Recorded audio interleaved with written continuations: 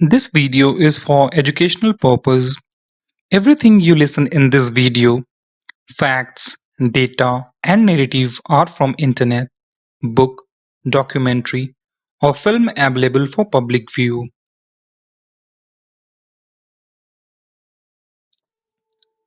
नमस्कार, आदाब, सत श्री अकाल दोस्तों। आशा करता हूँ आप सब मजे में होंगे, अपना और अपने परिजनों का ख्याल रख रहे होंगे। मेरा नाम है विकी और मैं आपका तहे दिल से स्वागत करता हूं आपके अपने YouTube चैनल कहानी क्राइम सीन का में। इस चैनल पे हम एपिसोड दर एपिसोड क्राइम की एक नई कहानी से अवगत कराते हैं। यह बिल्कुल संभव है कि कुछ कहानियां आपने सुनी या पढ़ी होंगी, लेकिन हमारा यह निस्दिन प्रयास रहता है कि हम उन कहानियों में कुछ नए फैक्ट्स पेश करें और आशा यह बिल्कुल रहती है कि आप उन फैक्ट्स को पसंद करेंगे। दोस्तों, आपसे हम निवेदन करते हैं कि आप हमारे चैनल को सब्सक्राइब कर लें। इससे हमें बहुत प्रोत्साहन मिलता है अच्छा काम करने का, और वीडियो अच्छा लगे तो लाइक एंड सब्सक्राइब जरूर कीजिए। तो चलिए बिना समय गंवाए शुरू करते हैं आज की कहानी। दोस्तों, आज की कहानी आपको हम सुनाने जा रहे हैं, उसका नाम है फूलन देवी की कहानी। ये बिल्कुल संभव है कि आपने फूलन देवी की कहानी पहले पढ़ी या सुनी होगी, और जैसा कि हमने पहले कहा, इस कहानी में हम आपको कुछ नए फैक्ट्स पेश करेंगे। तो चलिए शुरू करते हैं। फूलन देवी के जीवन की शुरुआत होती है यूपी के जालौन कानपुर जिले से। परिवार काफी गरीब था और छोटी जाति की भी, लेकिन लड़की के तेवर काफी बड़े थे। वो किसी के सामने झुकती बिल्कुल नहीं थी और ना किसी से दबती थी। यह बात है 1974 की। उस समय फूलन की करीब उम्र रही होगी 10 साल। तब उसे पता चला कि सगे चाचा ने दबंगई से उसके पिता की जमीन हड़प ली है। यह जानकर वो चाचा से भिड़ गई और जमीन पाने के लिए धरने पर बैठ गई। इसके विरोध में चचेरे भाई ने फूलन के सिर पर ईंट से हमला कर दिया, लेकिन इतनी छोटी सी बच्ची हार ना मानी और विरोध जताती रही। उम्र महज 10 साल, गुस्सा और तेवर बड़ों जैसे। ऐसे में घर वालों ने हाथों में बेड़ियां बांधने का सोचा, जो कि अक्सर हमारे समाज में होते आता है। लड़कियों को बांधने का समाज में सबसे प्रचलित प्रथा रही है हाथ पीले करने का। फूलन भी उसी फहरिस्त में शामिल हो गई। 10 साल की उम्र में ही घर वालों ने जबरन शादी करा दी, वह भी उसकी उम्र से 45 से 40 साल बड़े आदमी से। न चाहते हुए भी वो बन गई बालिका बधू। थोड़ा विरोध किया, आंसू भी गिराए, लेकिन ससुराल तो जाना ही था, और ना चाहते हुए भी पहुंच गई अपने ससुराल।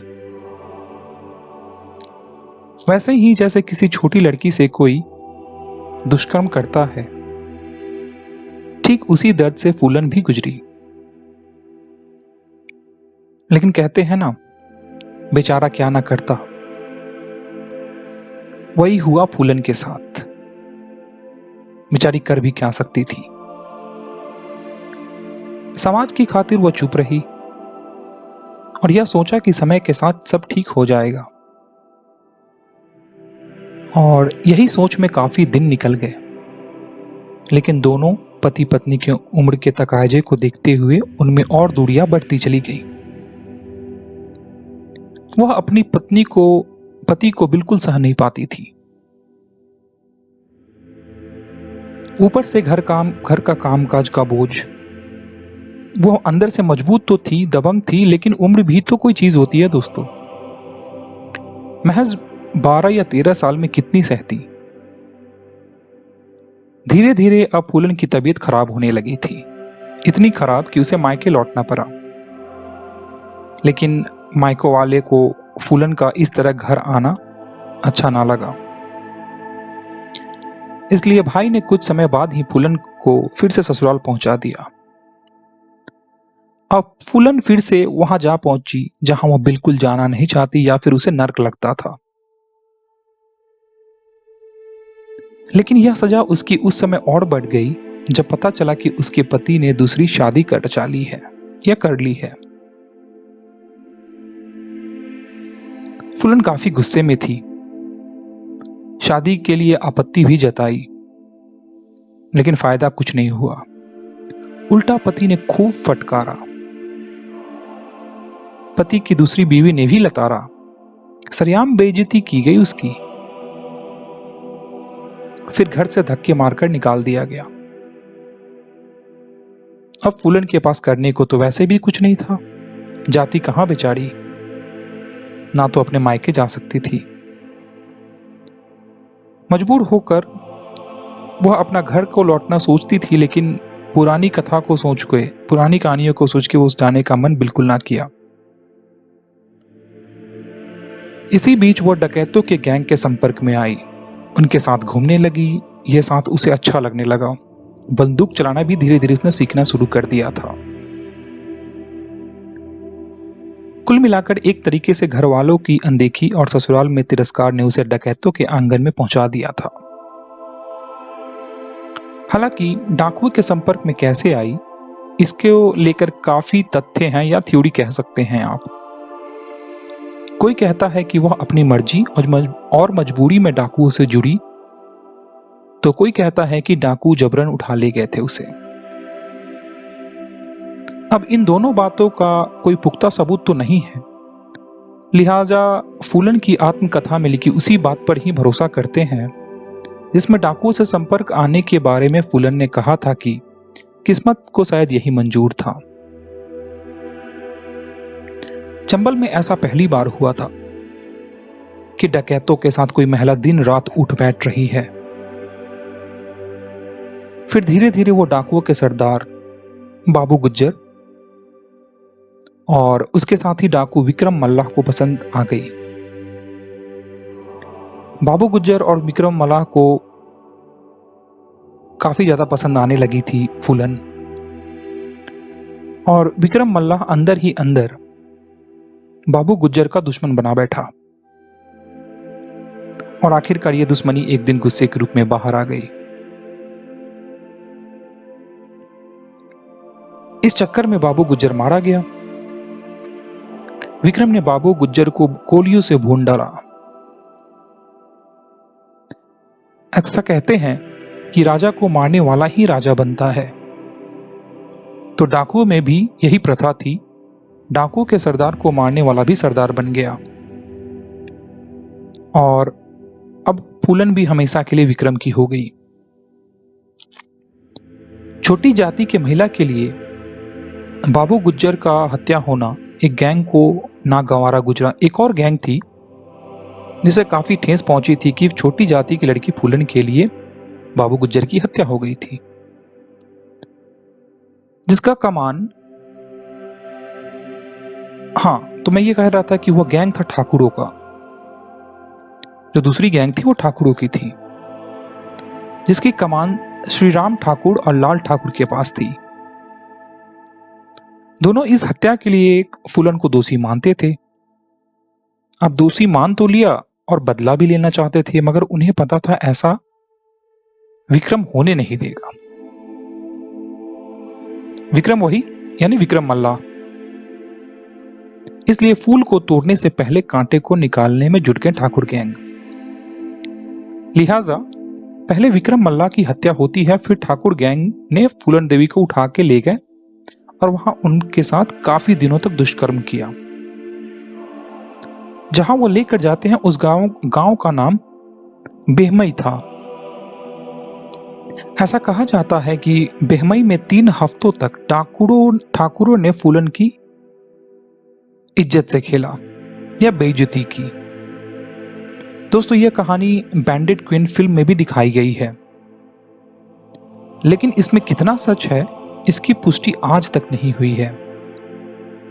इस बारे में खैर फूलन देवी से भी यह सवाल पूछा गया था, तब काफी अच्छा जवाब फूलन ने दिया था ठाकुरों ने उस वक्त मेरे साथ बहुत मजाक किया था। हालांकि फूलन के इस जवाब के कई मायने हो सकते हैं, लेकिन सच तो यह भी है कि कोई महिला खुद अपने बलात्कार के बारे में कैसे कह सकती है या कैसे स्वीकार कर सकती है। खैर, घटना चाहे जो हुई हो, लेकिन यह बात तो सच है कि ठाकुरों ने 3 हफ्ते तक फूलन को बंधक बनाए रखा। 3 हफ्ते तक किसी महिला को बंधक बनाए रखा जाए, उसे मानसिक टॉर्चर किया जाए, वाकई इसकी कोई तुलना नहीं हो सकती है। ऐसा टॉर्चर कोई ना झेल सका, या कोई खामोश रह जाता है, लेकिन यह फूलन देवी थी दोस्तों। बचपन में जमीन के लिए भिड़ गई थी, तो फिर यह सजा तो मौत से भी बदतर थी उसके लिए। फिर क्या था, अब सवाल इज्जत की थी, और सामने बेइज्जत करने वाला हैवानों का चेहरा। लिहाजा फूलन ने डाकू का चोला पहन ही लिया। फूलन को खाकी वर्दी और इंस्पेक्टर वाले तीन स्टार जो वर्दी पे होते हैं, उन्हें काफी पसंद था। इसलिए हमेशा वो खाकी वर्दी पहन के रहती और यही सोच के वह बदला लेना भी चाहती। दोस्तों, बात 14 फरवरी 1981 की है। इस दिन बेहमई गांव, या वही गांव है जहां फूलन के साथ बेइज्जती हुई थी ठाकुरों ने जो किया था 3 हफ्तों तक। बेहमई गांव में काफी सन्नाटा पसरा था। तभी डाकुओं को लेकर वहां पहुंचती है फूलन देवी। यहां आते ही फूलन ने 2 अपराधियों को पहचान लिया। उनसे सवाल पूछा और बोली, बेइज्जत करने वाले बाकी लोग कहां हैं? जब दोनों ने जवाब नहीं दिया तो फूलन काफी ज्यादा गुस्से में आ गई, और फिर गुस्सा इतना बढ़ा कि वो 22 ठाकुरों को घर से बाहर निकालकर लेकर आई। एक एक घर में जाती और उनको पकड़ के लेके आती। सभी को लाइन में खड़ा कर दिया, फिर घुटने के बल बैठने को कहा और आखिर में सभी को एक एक करके गोलियों से भून डाला। महज कुछ मिनटों में 22 लोगों की हत्या अपने आप में यह नरसंहार था जिसने देश ही नहीं दुनिया को हिला डाला। यही वो घटना थी जिसके बाद फूलन देवी को पूरी दुनिया जान गई। तो फिर उत्तर प्रदेश और अपना देश कैसे बचे रह जाता इससे। उस समय केंद्र में प्रधानमंत्री इंदिरा गांधी थी और उत्तर प्रदेश राज्य में वीपी सिंह की सरकार थी, लेकिन चर्चा में आई फूलन देवी। मीडिया वालों ने फूलन को नया नाम दिया और वह नाम था जिसे हम सबको जानते हैं, बैंडिट क्वीन। और सरकार ने उनके सर पे इनाम रख दिया। लेकिन फूलन को पकड़ना तो दूर, कोई पुलिस उनके पास पहुंच तक ही नहीं पाई। फिर क्या था, इस मामले ने उस समय की राज्य सरकार को हिला डाला और यही कारण था वीपी सिंह को इस्तीफा देना पड़ा था। लेकिन फूलन फिर भी काबू नहीं आ रही थी। उत्तर प्रदेश और मध्य प्रदेश की पुलिस डाकुओं को ठिकाने पर छापे मारने लगी। उनका खौफ दोनों राज्यों में, उत्तर प्रदेश और मध्य प्रदेश दोनों राज्यों में था, क्योंकि दोनों राज्य सटे हुए हैं और दोनों राज्य काफी बड़े हैं, जहां काफी घनी जंगल है और जो कि डाकुओं को छिपने के लिए एक महफूज जगह। कई छोटे मोटे डाकुओं का एनकाउंटर भी हुआ, लेकिन फूलन तक पहुंच पाना पुलिस के लिए नामुमकिन था, या कह सकते सपना। 1 साल तक ये सिलसिला चलता रहा। फिर जाके मध्य प्रदेश सरकार ने फूलन को आत्मसमर्पण करने की रणनीति बनाई। जिम्मेदारी दी गई भिंड डिस्ट्रिक्ट के एसपी राजेंद्र चतुर्वेदी को। यहीं से फूलन देवी की जिंदगी में फिर से एक नया मोड़ आया। यह शुरुआत करने वाले पुलिस अधिकारी थे राजेंद्र चतुर्वेदी। बेहद शांत और मजबूत इरादे वाले, कुछ ठान ले तो उसे पूरा करके ही मानते थे। अकेले दम पर वो मध्य प्रदेश के तत्कालीन सीएम अर्जुन सिंह को दावा करते हैं कि वह फूलन को आत्मसमर्पण करने के लिए मना लेंगे और फिर इस मिशन में जुट जाते हैं। दोस्तों, एक मीडिया को दिए इंटरव्यू में खुद चतुर्वेदी जी ने बताया कि कैसे उन्होंने इस पूरे घटना को बनाया। पुलिस अधिकारी बताते हैं कि वो 5 दिसंबर 1982 की रात थी। वह खुद बाइक चला के जा रहे थे और पीछे फूलन देवी का करीबी था। उस वक्त काफी ठंड थी, हवा भी तेज थी, जिनसे कपकपी तो लग ही रही थी और ठंड, जैसे मैंने पहले बताया, काफी ज्यादा ठंड थी। बहुत जद्दोजहद के बाद वह फूलन देवी के ठिकाने तक पहुंचे। खैर, ठिकाने तक पहुंचने में उनसे, जैसा वो अपने इंटरव्यू में बताते हैं, कि उन्हें 12 से 14 घंटे लगे। एक के बाद एक डाकू उनको आगे का रास्ता पार कराता। इस तरीके से उन्होंने, जैसे मैंने पहले बताया, 12 या 14 घंटे का सफर पूरा किया। ठीक सुबह से पहले ही बीहर में एक खास जगह पहुंचे। वहां की झाड़ियों से नीले रंग का वेल बॉटम और नीले ही रंग का कुर्ता पहने एक महिला सामने आई। कंधे में राइफल टंगी हुई थी, घने बाल थे और कंधे तक लटके हुए थे। वह उन्हें देखते रहे। तभी फूलन ने उनके पैर पे कुछ रखा और जब चतुर्वेदी जी ने इसे देखा तो वहां पे 500 रुपए रखा हुआ था उनके पैर पे। उन्होंने सोचा, क्या यह वही फूलन देवी है? फूलन देवी ने अपने हाथों से उनके लिए चाय बनाई। चाय के साथ उन्हें चूरा खाने के लिए भी दिया। फिर दोनों में बातें शुरू होती हैं, लेकिन इस बात की शुरुआत कैसे हो, इस पर पुलिस अधिकारी ने पहले से तैयारी की हुई थी। वो फूलन से मिलने पहले ही उनके गांव गए थे, जहां वो फूलन के परिवार से मिलकर उनकी बातें रिकॉर्ड की और उनकी कुछ फोटोग्राफ्स ली। उन्हें यह अंदाजा था कि महिला तो एक महिला होती है, उसमें ममता कूट कूट के भरी होती है। भले ही वो इसका दिखावा ना करे, मगर वो इमोशनल होती हैं।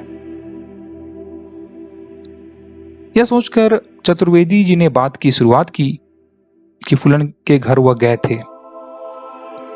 यह सुनकर फूलन देवी चौंक जाती हैं, पूछती हैं, आप कब मेरे घर गए थे? जवाब आया, पिछले महीने। फिर फूलन ने पूछा, मुन्नी मिली? पुलिस अधिकारी ने जवाब दिया, हाँ, आपकी बहन मुन्नी, माँ और पिता भी मिले। फिर सबूत के तौर पर परिवार की तस्वीरें दिखाई। फूलन उन तस्वीरों को निहारने लगी और आंखों से आंसू निकलने लगे। सोचने लगी कि आखिर एक पुलिस वाला उसकी मदद क्यों कर रहा है। इसी बीच फूलन ने एक सवाल पूछा, आप मुझसे क्या चाहते हैं? जवाब आया, आप आत्मसमर्पण कर दें। और जैसे ही फूलन ने इस बात को सुनी, वो गुस्से से आग बबूला हो गई और वह जो सपने को घर देख रही थी, अपने परिवार के बारे में सोच रही, तुरंत वहां से बाहर निकली और काफी ज्यादा गुस्सा हो गई। और फिर उसे याद आने लगा कि वह डाकू फूलन देवी है। चेहरा लाल, आवाज भारी और चिल्लाकर बोली, तुम क्या समझते हो, मैं तुम्हारे कहने भर से हथियार डाल दूंगी? मैं फूलन देवी हूं, मैं इसी वक्त तुम्हें गोली से उड़ा सकती हूं। यह देखकर मानो पूरे बीहर में सन्नाटा पसर गया। दोस्तों, उस वक्त जो डाकू जहां थे वहीं खड़े रहे, किसी के बोलने की हिम्मत नहीं हुई। आखिरकार फूलन के सबसे करीबी मान सिंह ने किसी तरह फूलन को शांत किया, समझाया कि काफी सोच समझकर यहां आए हैं पुलिस के जो अधिकारी हैं, पहले पूरी बात को सुन ली जाए, फिर उस पर विचार विमर्श किया जाएगा। दोपहर हो जाती है। उस दिन फूलन ने खुद अपने हाथों से बाजरे की मोटी मोटी रोटियां बनाई, इसके साथ आलू की सब्जी और दाल पड़ोस को खाने को दी। खाना खाकर चतुर्वेदी जी ने कुछ फोटो खींची और फूलन को दिखाई। फूलन यह देखकर काफी खुश होती है। इसके बाद फिर फूलन पूछती है, आपको यह कैसे भरोसा है कि सरेंडर करूंगी तो मेरा एनकाउंटर नहीं होगा? इस पर जवाब आता है कि मुझे खुद मुख्यमंत्री ने यहां भेजा है, तो इसलिए आप निश्चिंत रहें, आपका कोई एनकाउंटर नहीं होगा। लेकिन इस पे फूलन सबूत मांगती है। जवाब में चतुर्वेदी जी कहते हैं कि किसी को साथ भेज दीजिए हमारे साथ, उन्हें सीधे सीएम से मिलवाऊंगा। यह सुनकर फूलन एक साथी को पुलिस अधिकारी के साथ भेजने को राजी हो गई। साथ में फूलन ने अपनी मां के लिए एक अंगूठी भी भिजवाई थी। सीएम से मुलाकात की जानकारी फूलन को मिलते ही राजेंद्र चतुर्वेदी पर उनका भरोसा बढ़ जाता है और इसके कुछ महीने बाद चतुर्वेदी और पत्नी और उनके बच्चे फिर से मिलने के लिए फूलन देवी के पास जाते हैं। इस बार फूलन की गोद में बच्चे को रखकर वचन देते हैं चतुर्वेदी जी कि वह सरेंडर करेंगी तो पुलिस कोई एक्शन नहीं लेगा। इस बच्चे की कसम खा के कहता हूं।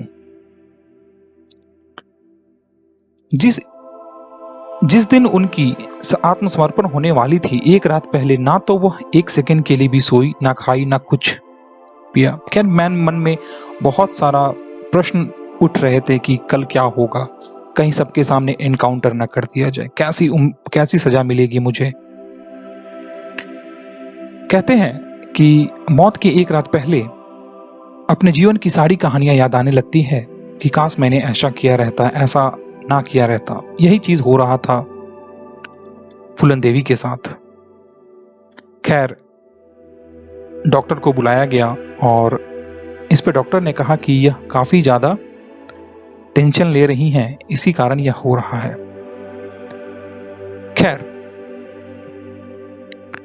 बात को आगे बढ़ाते हैं और इसके बाद मध्य प्रदेश के सीएम अर्जुन सिंह के सामने फूलन ने अपने गैंग के साथ आत्मसमर्पण कर दिया। फूलन पर 22 हत्या, 30 डकैती और 18 अपहरण के केस चले। 11 साल जेल में रहना पड़ा। तब 1993 में उत्तर प्रदेश में मुलायम सिंह की सरकार थी। मुलायम सिंह ने एक बड़ी फैसला लिया। फूलन पर लगे सभी आरोपों को वापस ले लिया उन्होंने और 1994 में फूलन तिहाड़ जेल से रिहा हुई। उन्हें नया जीवन मिला और नई उम्मीदें भी। और तब फूलन ने उम्मेद सिंह नामक एक व्यक्ति से शादी कर ली। लेकिन अब आगे क्या? जेल से आने के बाद समाजवादी पार्टी से जुड़ने की ऑफर भी मिली। वर्ष 1996 में वह समाजवादी पार्टी से जुड़ी और चुनाव भी लड़ी और जीत भी गई। मिर्जापुर से सांसद बन गई और दिल्ली आ गई। झाड़ी और झोपड़ में रहने वाली फूलन अब आलीशान बंगले में रहने लगी थी। 1998 में फिर से चुनाव हुआ और वह फिर हार गई, मगर किस्मत को और मंजूर था। 1999 में फिर से चुनाव हुआ और वह जीत गई। राजनीतिक उतार चढ़ाव के दौरान ही फूलन ने एक संगठन बना लिया था जिसका नाम था एकलव्य सेना। इस संगठन में हर तरह के लोग जुड़ते थे, चाहे वो डाकू रहे हों या गरीबी में जिंदगी गुजार रहे लोग। लेकिन इस संगठन से जुड़ने आए एक शख्स ने ही आखिर में फूलन देवी की जिंदगी को खत्म कर दिया। दोस्तों, आज की कहानी हम यहीं समाप्त करते हैं और आशा यह करते हैं कि आपको यह कहानी पसंद आई होगी, फूलन के ऊपर जो हमने बनाई है। अगर आप इस कहानी का अगला पार्ट सुनना चाहते हैं कि कैसे फूलन की मौत होती है, जो कि हमने बताया कि जो उनकी पार्टी थी एकलव्य सेना, उसमें एक इंसान ज्वाइन करता है और वही उनको मौत के घाट उतार देता है, उनकी भी कहानी हम बहुत जल्द आपके सामने पेश करेंगे। और आशा यह करते हैं कि अभी तक आपने हमारे चैनल को सब्सक्राइब कर लिया होगा। दोस्तों, यह ज़िंदगी काफ़ी खूबसूरत है। अपने और अपने प्यार वालों का ख्याल रखें, अपने परिजनों का ख्याल रखें। तब तक के लिए अपना ख्याल रखें। फिर से एक बार आपका दोस्त विकी। जय हिंद, जय भारत।